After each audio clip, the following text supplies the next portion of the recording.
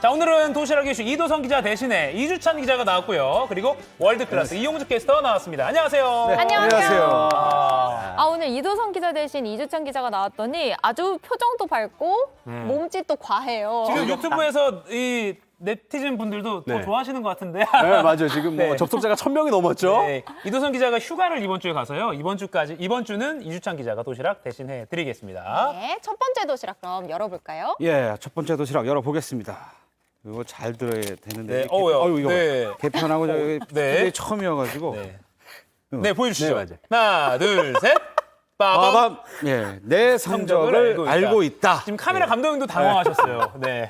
자, 어떤 내용인가요? 예, 지난해 11월 치러진 전국연합학력평가 성적 파일이 온라인에 지금 유포돼서 경찰이 수사에 나섰다는 소식입니다. 아, 이게 학생들 사이에서 난리더라고요. 그 정부 유출 관련 소식은 사실 심심치 않게 나오고 있는데 이 학평이라고 하죠. 학력 평가를 본 학생들의 정보가 유출됐다. 이 얘기는 처음 들어보는데 얼마나 많은 양이 유출이 된 건가요? 예, 해당 학생이나 학부모는 지금 황당함을 넘어서 지금 분노에 이르고 있는데요. 네. 영상부터 한번 보시겠습니다. 네.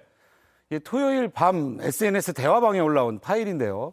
2학년 개인 성적표라는 제목으로 되어 있죠. 아. 지난해 11월 전국연합학력평가에 응시한 고등학교 2학년 학생의 이름과 소속학교, 과목별 성적 등이 나와 있습니다. 아이고.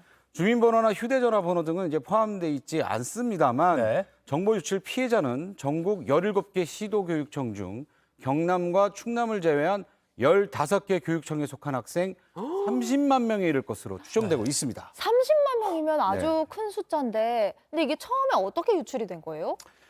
파일 최초 유포자는 성적 자료가 업로드된 경기도 교육청 서버를 이제 해킹을 해서 자기가 유포를 했다 이렇게 주장을 하고 있어서 경기도 교육청 측은 교육청이 관리하는 전국 연합학력평가 성적 조회 사이트의 보안이 뚫렸을 가능성이 있다고 이렇게 보고 경찰에 이제 수사를 의뢰한 상태입니다. 네. 서버에 있는 원본 자료를 삭제는 했다 이렇게 밝혔는데 이미 유출된 파일 자료들은 계속 돌아다니고 있어서 2차 피해가 예상되고 있는 상황입니다. 이게 이 자료가 있으면요. 지역이나 학교를 성적별로 이렇게 줄 세울 수가 있어요. 그러면 뭐 학원도 그렇고 또 학부모나 학생들이 이게 또 불안감, 아니면 괜히 뭐 어디 좀 위화감, 뭐 쏠림 현상 이런 게 그쵸. 있을 수 있어서 악용이 될 수 있습니다. 애초에 그래서 네. 이 시험을 재개하겠다고 했을 네네. 때 또 불만들이 나오긴 했었죠. 아, 시험 자체도 그랬는데 예, 예. 이렇게 성적까지 유출되면 안 되기 때문에 신속한 수사가 좀 이루어져야 될 것 같습니다. 네. 자, 다음 도시락은 뭔가요? 다음 도시락이. 네. 다음 도시락은 키워드가 떨어지면 안 됩니다. 다음 네. 도시락이죠. 방송 사고입니다. 도시락. 네네. 네. 하나, 둘, 셋. 빠밤. 마밤. 예. 서울 학교도 폐교. 네, 아. 서울 학교도 폐교라는 소식이 준비되어 있습니다. 어. 예, 시골 분교가 문을 닫았다. 네네. 뭐 시골에 있는 폐교가 미술관으로 다시 태어났다. 뭐 이런 소식들은 이제 종종 접할 수 있었는데요. 네. 서울 한복판에 있는 학교가 문을 닫았다. 문을 닫기 시작했다. 이런 소식입니다. 시골이 아니라 시골 서울이. 그러니까 아이들이 없어서 그런 거죠, 마찬가지로. 그렇습니다. 그 반전이 있었으면 했으나 예. 김 앵커가 생각하신 대로 서울도 인구 절벽을 심각해하는 심각한 상황에 이제 접하게 된 건데요. 저희 기자가 폐교를 앞둔 서울 광진구에 있는 화양초등학교 앞에 갔더니 이 학교 졸업생들을 만날 수 있었습니다. 현장을 취재한 모습을 한번 같이 볼 수 있는데요. 네네. 한번 그 보시죠. 인터뷰한 장면 한번 보시겠습니다. 네. 저희가 졸업했던 학교인데 그 기사에서 없어진다는 걸 보고 마지막으로 기념사진 찍으려고 오게 되었습니다. 좀 울컥하는 좀 마음도 있었던 것 같아요.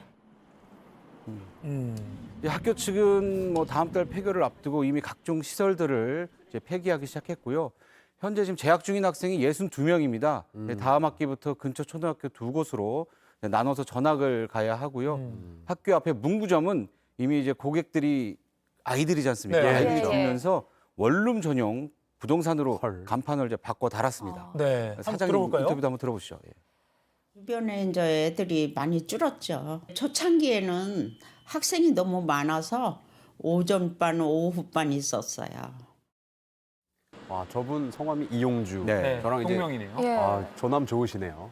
근데 예전에는 그 문방구라고 하면은 정말 발 디딜 틈 없는 그 정말 사람들 너무 많았잖아요. 네. 애기들 너무 많고 뭐 학생들도 너무 많고 막 가득가득 막 북적북적했는데 서울 한복판에서 사람이 없어서 이 폐교가 된다는 게 전 좀 믿기지가 않거든요. 네. 네.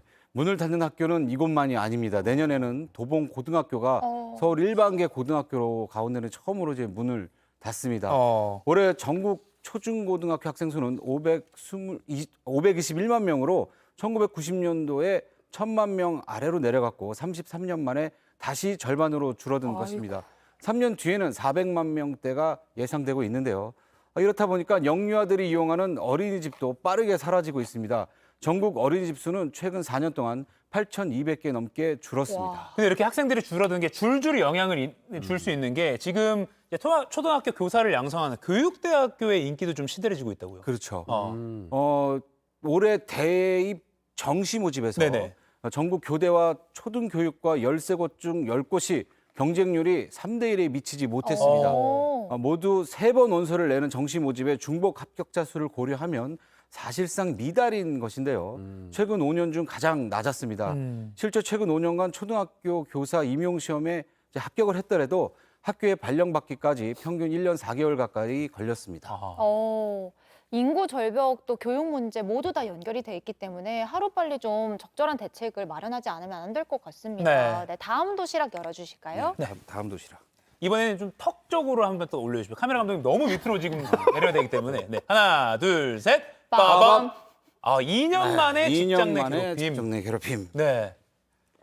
2년 만에 직장 내 괴롭힘. 한 골프장에서 근무하던 캐디가 스스로 목숨을 끊은 지 2년 만에 직장 내 괴롭힘으로 인정받았다. 이런 소식이 돌아왔습니다. 네. 의정부지법 고양지원이 골프장 캐디로서 일을 하다가 사망한 A씨의 유족이 관리자 B씨와 건국대 법인을 소송으로 낸 손해배상 청구 소송에서 피고 측이 유족에게 1억 7천여만 원을 배상하라 이렇게 판결을 냈습니다. 지금 2년 만에 인정을 받은 거잖아요. 그럼 처음에는 직장 내 괴롭힘으로 인정이 안 됐던 거예요? 네, 인정을 처음에 받지 못했죠. 이제 숨진 A 씨는 2019년도에 건국대가 운영하는 경기도 파주에 있는 골프장에서 캐디 업무를 시작했는데요. 캡틴으로 불리는 상사의 폭언과 모욕에 시달렸다고 합니다. 네. 다른 캐디들도 들을 수 있는 무전으로 지시를 내리면서 A 씨에게 뚱뚱해서 못 뛰는 거냐? 그렇지 않잖아. 빨리 뛰어. 라든지 아이고. 오늘도 진행이 안 되잖아. 또 너냐? 라는 등 외모를 비하하거나 공개적으로 질책을 했다고 합니다. A 씨는 캐디 인터넷 카페에 이런 부당함을 항의하는 글을 올렸으나 곧바로 삭제되고 강제로 탈퇴당했다고 하는데 근무표를 이제 해당 카페에서 확인해야 하기 때문에 이 같은 조치는 해고나 다름이 없다 이렇게 판단한 A 씨는 이 같은 일이 있은 지 보름 뒤 스스로 목숨을 끊었습니다. 아이고. 유족들은 노동부에 직장 내 괴롭힘으로 신고를 했지만 노동부는 캐디는 근로기준법상 근로자에 해당하지 않아 관련 규정의 직접적인 적용은 곤란하다는 입장이었습니다. 그런데 이제 법원이 특수고용 노동자에게도 직장 내 괴롭힘 법리를 적용해야 한다. 이런 법리를 적용하면서 A 씨의 손을 들어준 것입니다. 네, 그러니까 이번 판결로 이제 캐디를 비롯한 특수고용 노동자들에게도 이 직장 내 괴롭힘 법이 좀 적극적으로 적용이 될지 좀 주목을 해봐야 될 것 같습니다. 네.